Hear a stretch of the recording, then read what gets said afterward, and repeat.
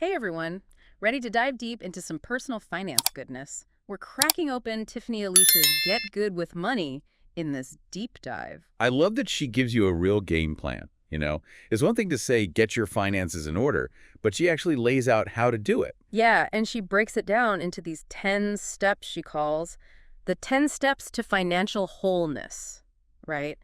Have you used these steps yourself? Absolutely. It's like, changed how I think about money. Mm-hmm. So starting with a foundation, right? Yeah, let's talk about those first 5 steps of the foundation. It's about building that strong base, and it all starts with a budget. Okay, budgeting. I feel like we hear that word everywhere, but Alicia has this cool twist on it. Right. It's like, forget just tracking your spending.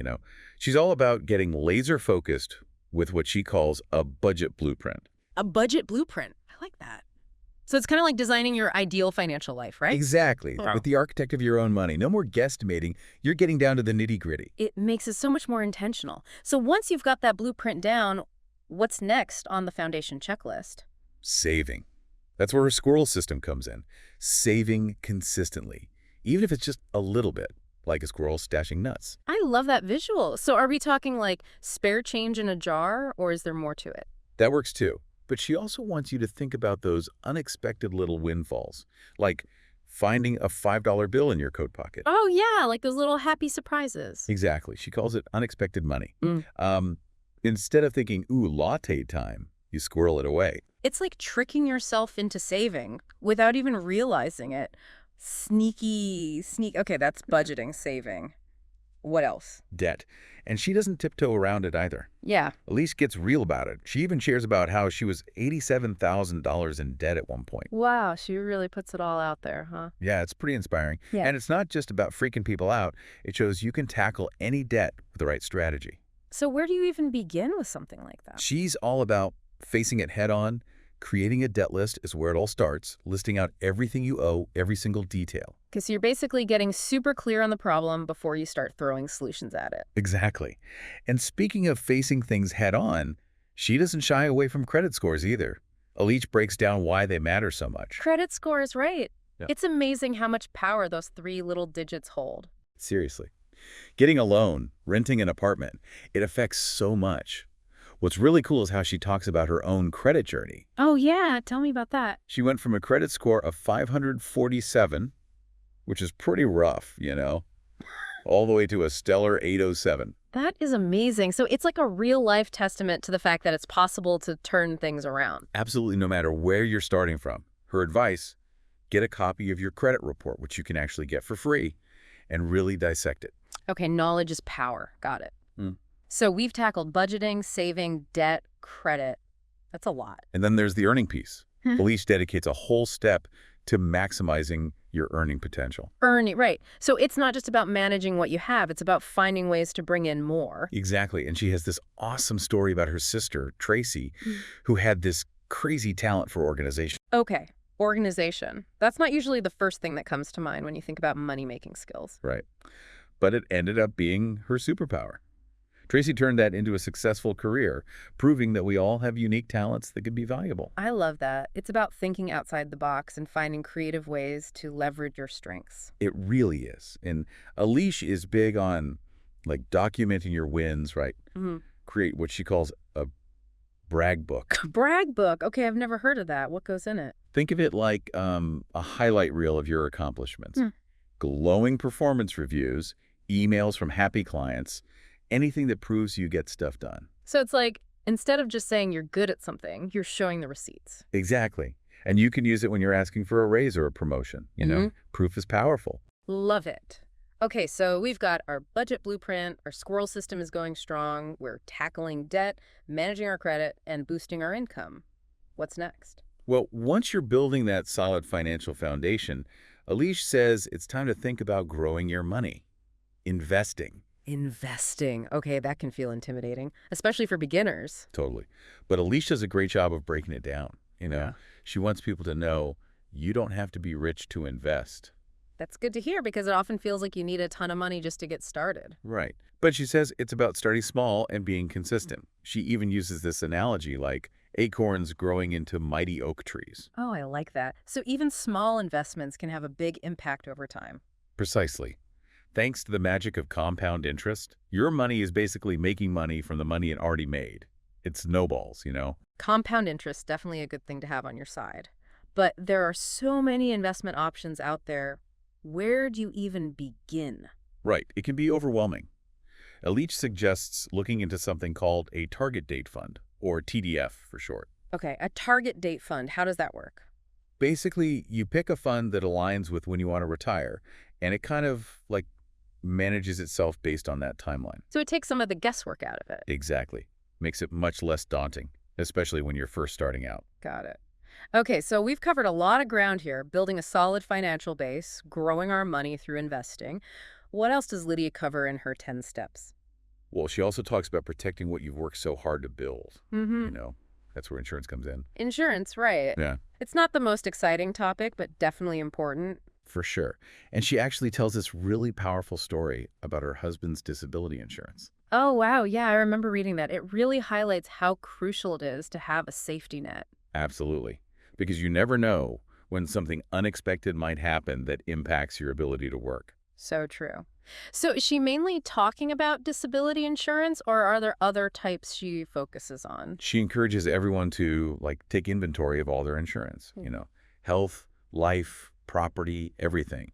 Make sure there are no gaps in your coverage. Okay, so it's about having a holistic view of your insurance needs and making sure everything aligns with your situation. Exactly. And then she talks about something that a lot of people might not think about, net worth. Net worth. Okay. Isn't that something you only really need to worry about if you're like super wealthy? That's a common misconception. Aliche believes that knowing your net worth is empowering, no matter where you are financially. Interesting.